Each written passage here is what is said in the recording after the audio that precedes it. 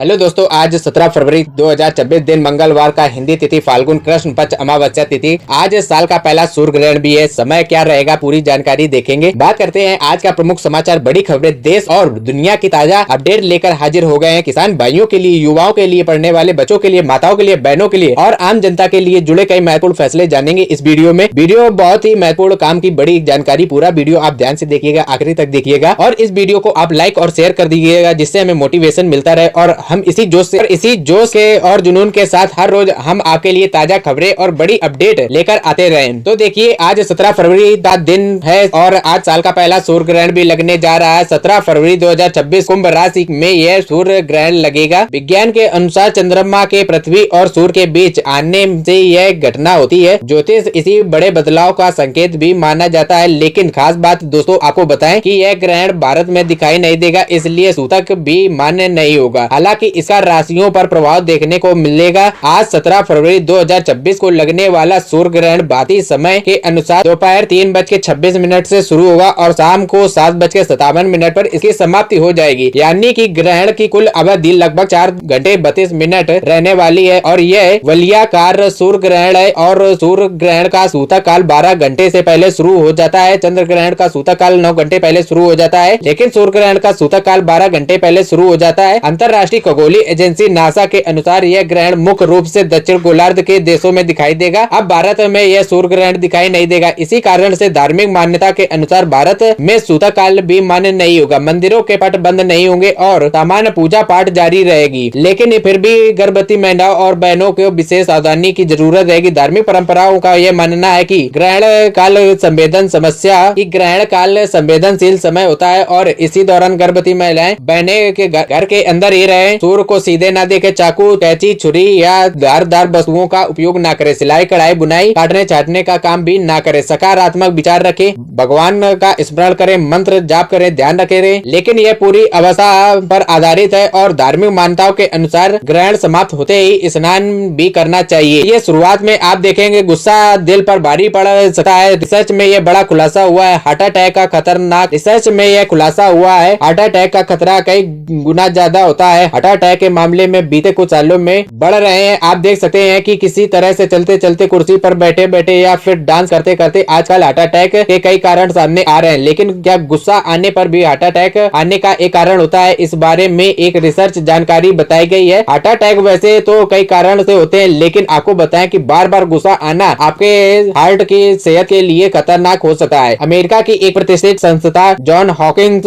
University के research में यह पता चला है कि अचानक गुस्सा आने के बाद 2 घंटे में हार्ट अटैक का खतरा लगभग 5 गुना बढ़ सकता है। 2014 में यूरोपियन हार्ट जर्नल के प्रकाशित एक रिसर्च के मुताबिक गुस्सा जितना ज्यादा आता है और जितना ज्यादा बार आता है उतना ही हार्ट अटैक खतरनाक होता है। और यह रिसर्च में पता चला है कि गुस्सा आने वाले पुरुषों की तुलना हार्ट अटैक में कोई बीमारी न होना पर भी अटैक आ सकता है। ऐसे में अचानक गुस्सा तेज आने के कारण होता है। दरअसल दोस्तों, रिसर्च में बताया गया है कि गुस्से के दौरान हमारे शरीर में कैटेकोलाइमेनस नाम का एक स्ट्रेस हार्मोन तेजी से बढ़ने लगता है और वह धीरे धीरे हार्मोन्स है जो शरीर में बीपी को तेजी से बढ़ाता है और स्ट्रेस के कारण बीपी बढ़ता है और बीपी बढ़ने से फिर हार्ट अटैक आने का रिस्क बढ़ जाता है। रिसर्च करने वाले विशेषज्ञ डॉक्टर इलॉन विस्टन के अनुसार अचानक गुस्से के दौरान स्ट्रेस हार्मोन्स बढ़ने से ब्रोकन हार्ट सिंड्रोम हो सकता है, जिससे अटैक आ सकता है और इस तरह से खतरा पुरुषों में सबसे ज्यादा देखा गया है। इसलिए बचाव के लिए आपको योग करना होगा या ध्यान करना चाहिए। गुस्सा आने से अचानक आप कोई रिएक्शन कीजिए, पानी पीजिए, इधर उधर घूम लीजिए, टहल लीजिए और गुस्से को आप जरूर कंट्रोल रखिएगा। साथ में एक बड़ी खबर देखिए, हाई बीपी की दवा छुटकारा मिलने की उम्मीद है। साल में केवल 2 इंजेक्शन से आपका बीपी कंट्रोल रहेगा। यानी दोस्तों, ब्लड प्रेशर की समस्या से पीड़ित लोगों को इस बार बीमारी को कंट्रोल करने के लिए लोग दवाइयों का इस्तेमाल करते हैं, दवाइयां खानी पड़ती है। लेकिन अभी हाल में ही एक रिसर्च में बड़ा दावा किया गया है कि साल में केवल 2 इंजेक्शन लेने मात्र से ही आपकी बीमारी काफी हद तक कंट्रोल में किया जा सकता है। बीते कुछ सालों में भारत में भी हाई ब्लड प्रेशर की बीमारी वाले मरीजों की संख्या तेजी से बढ़ोतरी देखी गई है और इसी बीमारी को कंट्रोल करने के लिए लोग दवाई खा रहे हैं। लेकिन एक रिसर्च में दावा किया गया है कि साल में 2 इंजेक्शन लेने मात्र से हाई बीपी की बीमारी आसानी से काबू की जा सकती है। दरअसल वैज्ञानिक एक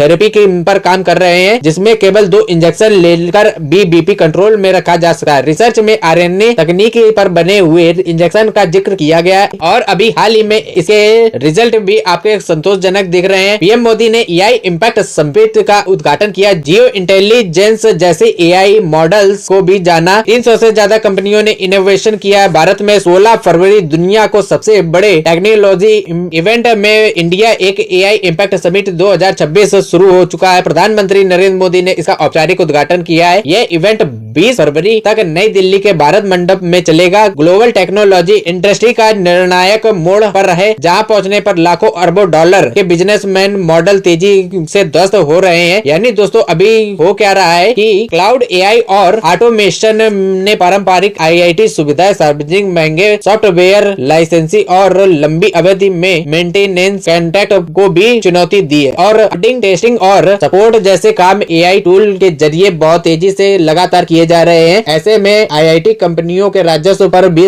दबाव पड़ रहा है कि एआई क्रांति अब रही है और तैयार सॉफ्टवेयर का दौर अब धीरे धीरे खत्म होता दिख रहा है। अब आजकल डाटा और एआई एजेंट का जमाना चल रहा है और तो और एआई को लेकर सेम ओल्ड मैन का भी बड़ा खुलासा हुआ है कि 10 करोड़ भारतीय हफ्ते चैट जीपीटी का उपयोग कर रहे हैं। अमेरिका के बाद भारत कंपनी का दूसरा सबसे बड़ा बाजार बन गया है और जो देश में तेजी से बढ़ती एआई स्वीकार्यता को दर्शा रहा है। एआई के बढ़ते इस्तेमाल के बीच देश में साइबर अटैक की भी बाढ़ सी आ गई है। हर हफ्ते 300 से ज्यादा मामले देखे जा रहे हैं, क्योंकि पिछले साल से 2% अधिक। फ्रांस के राष्ट्रपति इमैनुअल मैक्रोन मुंबई पहुंच गए हैं। पीएम मोदी के साथ आज द्विपक्षीय वार्ता भी करेंगे। बांग्लादेश में आज तारिक रहमान की ताजपोशी होने वाली है। दुनिया भर के 1200 मेहमान गवाह बनेंगे। बांग्लादेश में मंगलवार से तारिक राज की शुरुआत हो जाएगी। बांग्लादेश में मंगलवार को बड़ा अपडेट देखने को मिलेगा। संसदीय चुनाव में बहुमत मिलने के बाद बांग्लादेश ने नेशनलिस्ट पार्टी यानी कि बीएनपी के प्रमुख तारिक रहमान अपने कैबिनेट मंत्रियों के साथ आज मंगलवार की शाम को प्रधानमंत्री पद की शपथ लेंगे। भारत की ओर लोकसभा स्पीकर ओम बिरला शपथ ग्रहण समारोह में शामिल होंगे। बांग्लादेश के चीफ एडवाइजर यूनुस के इस्तीफे का ऐलान किया गया है और आज तारिक रहमान प्रधानमंत्री पद की शपथ ले रहे हैं। राजपाल यादव हाई कोर्ट से अंतरिम जमानत मिल गई है। 1.5 करोड़ डिमांड ड्राफ्ट में जमा करने के बाद यह रियायत मिली। फरवरी के महीने में ही गर्मी का एहसास भी होने लगा है। 16 फरवरी दिन सबसे गर्म दिन रहा है। फरवरी महीने में ही गर्मी का गुजरात के 32 स्कूलों में बम की धमकियां मिली हैं। ईमेल में लिखा है कि बस को उड़ा देंगे, हिंदुस्तान टुकड़ों में बट जाएगा। पेरेंट्स बच्चों को लेकर लौटे। गुजरात में 32 स्कूलों में ईमेल के जरिए बम की धमकी दी गई है। बड़ोदरा के 17 और आजमगढ़ के बंदा स्कूल शामिल है। 16 फरवरी को यह ईमेल मिला था। जानकारी सामने आते ही पेरेंट्स तुरंत स्कूल पहुंचकर अपने बच्चों को वापस ले आए। बम निरोधक दस्ते के स्कूलों की तलाशी ले भी रही है। 16 तारीख को यह अलर्ट रहा है। सुप्रीम कोर्ट ने कहा है कि भाई शादी से पहले फिजिकल रिलेशन समझ से परे रहा है। जब तक शादी नहीं होती तब तक लड़का लड़की अजनबी किसी पर भरोसा नहीं करना चाहिए। सुप्रीम कोर्ट ने सोमवार को रेप आरोप से जुड़े एक मामले में शादी से पहले फिजिकल रिलेशनशिप को लेकर हैरानी जताई है। जस्टिस बी नागन्ना ने कहा है कि हम यह नहीं समझ पाते हैं कि एक लड़का और लड़की शादी से पहले शारीरिक संबंध कैसे बना सकते हैं। हो सकता है कि हम पुराने ख्यालों के हो, लेकिन जब तक शादी नहीं हो सकती है तब तक लड़का लड़की को अजनबी होते हैं और उन्हें सावधान भी रहना चाहिए। किसी भी तरह का भरोसा नहीं करना चाहिए। केंद्रीय माध्यमिक शिक्षा बोर्ड की ओर से 10वीं और 12वीं के एग्जाम आज यानी 17 फरवरी से शुरू होने जा रहे हैं। बोर्ड परीक्षाओं की शुरुआत हो रही है। दायरपुर से अहमदाबाद तक वंदे भारत एक्सप्रेस शुरू हो गई है। सिर्फ 4 घंटे 45 मिनट में पहुंच जाएगी। चित्तौड़गढ़ से सूरत कांटेक्ट होगी। उदयपुर और अहमदाबाद के बीच सोमवार से ही नई भारत वंदे भारत एक्सप्रेस शुरू हो गई। जम्मू कश्मीर में फिर से 14 पर्यटन स्थल फिर से खुलने वाले हैं। उपराज्यपाल ने फैसला किया है कि पहलगाम आतंकी हमले के बाद से यह बंद थे।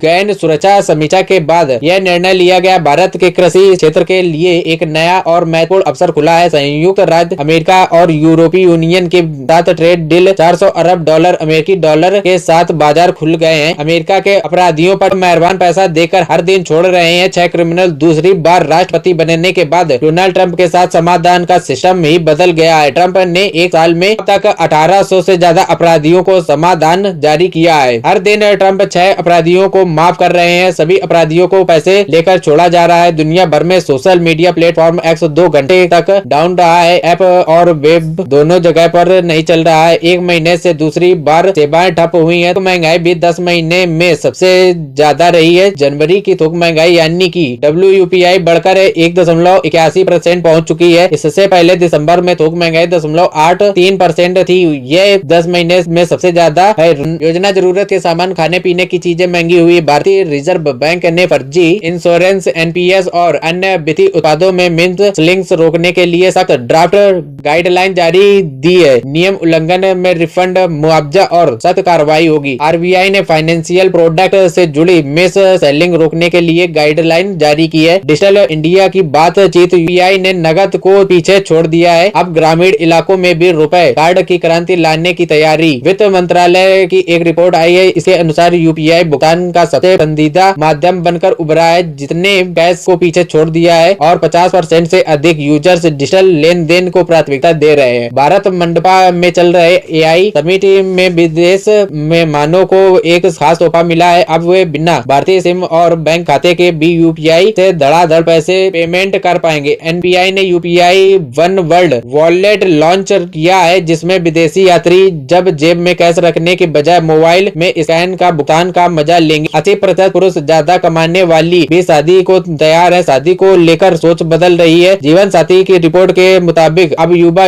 उम्र या आर्थिक मजबूती से ज्यादा सही पार्टनर चाहते हैं। 50% यूजर्स 19 साल की उम्र में पार्टनर सर्च करना शुरू कर दे रहे हैं। 70% प्रोफाइल युवा खुद ही संभाल रहे हैं। 70% प्रोफाइल युवा खुद ही संभाल रहे हैं और शादी में परसेंटेज का दखल 10% तक कम हुआ है। ऑस्ट्रेलिया T20 वर्ल्ड कप लगभग बाहर हो गए हैं। लगातार तीसरी जीत श्रीलंका सुपर 8 में पहुंच गया है। इलाहाबाद हाई कोर्ट ने गुजरात भत्ते के मामले में बड़ा अपडेट दिया है और कहा है कि पत्नी को पति के समान जीवन स्तर का अधिकार है। कोर्ट ने पति की इस दलील की खारिज कर दिया है कि पत्नी कमा रही है, इसलिए भत्ता नहीं मिलना चाहिए। कोर्ट ने कहा है कि पत्नी की आय पति से कम है, इसलिए उसे पहले जैसे जीवन जीने का हक है। कोर्ट ने 15,000 महीने गुजारा भत्ता देने के लिए आदेश बरकरार रखा है। सहारनपुर में देखिए, दूल्हे ने दहेज में 21 लाख लौटाया। पति पत्नी इंजीनियर, भले ही शादी सौदा नहीं है, दो दिलों का मिलन है। सहारनपुर में एक दूल्हे ने दहेज में मिले 21 लाख लौटा दिए। दूल्हे ने जयमाल स्टेज पर माइक थामा और कहा कि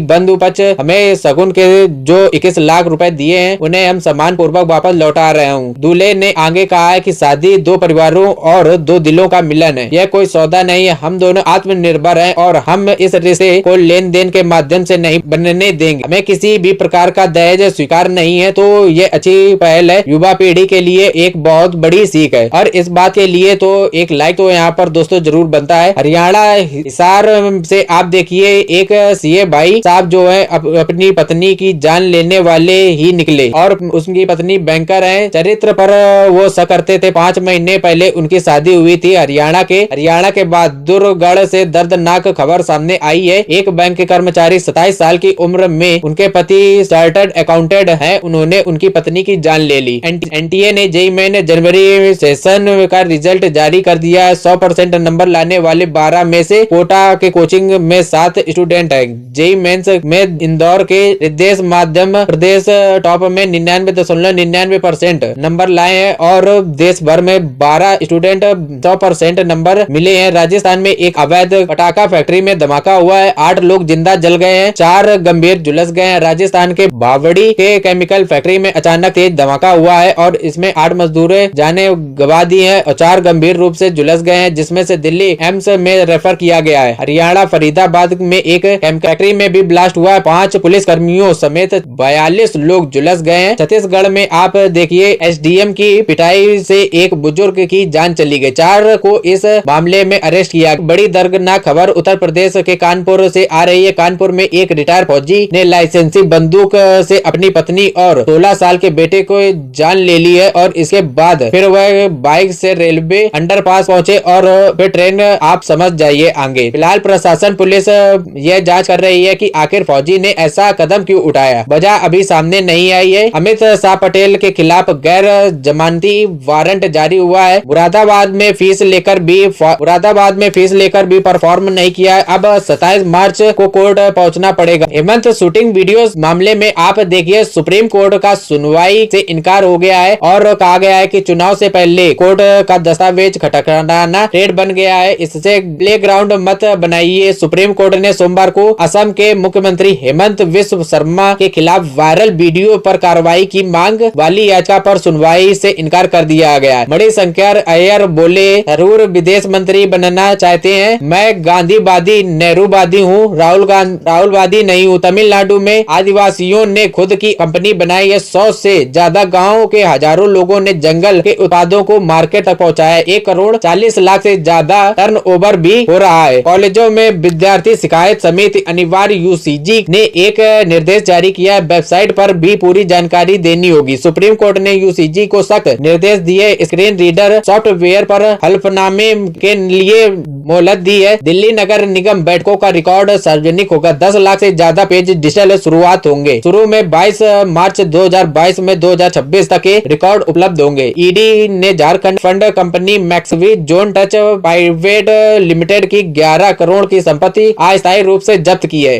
यह कार्रवाई 338 करोड़ के पूंजी घोटाले की जांच के तहत हुई है, जिसमें से 16,927 निवेशक को ठगा गया है और कंपनी ने 15% मासिक रिटर्न तक लालच दिया है। राजस्थान के जयपुर और बीकानेर संभाग के जिलों में बारिश का अलर्ट होगा। राजस्थान में भी गर्मी ने दस्तक दे दी है। 17 फरवरी यानी कि मंगलवार से राजस्थान प्रदेश के एक पश्चिमी विक्षोभ के एक्टिवेट होने और उसके असर जयपुर बीकानेर संभाग के एरिया में मौसम बदलने की संभावना जताई गई। राजस्थान के मुख्यमंत्री ने कहा है कि पिछली सरकार ने युवाओं के साथ धोखा किया। लगातार पेपर लीक, युवा आहत थे। हमने 351 पेपर करवाए, एक भी पेपर लीक नहीं हुआ। मुख्यमंत्री भजन लाल शर्मा ने कहा है कि पिछली सरकार ने युवाओं के साथ धोखा किया है। उस समय हमारे युवा परेशान और आहत थे क्योंकि लगातार पेपर लीक होते थे। लेकिन मैं आपको बताना चाहता हूं कि हमने पिछले 2 सालों में 1 लाख युवाओं को सरकारी नौकरी देने का काम किया है। 1,53,000 भर्तियों भी प्रक्रियाधीन है। उन्होंने कहा है कि कार्यालय में अब तक 351 पेपर हुए हैं, लेकिन अभी तक एक पेपर लीक नहीं हुआ है। यह हमारी प्रतिबद्धता को दर्शाता है। और राजस्थान के शिव विधायक रविंद्र सिंह भाटी ने साइबर ठगी का मुद्दा विधानसभा में उठाया। भाटी ने कहा है कि राजस्थान साइबर ठगी का हब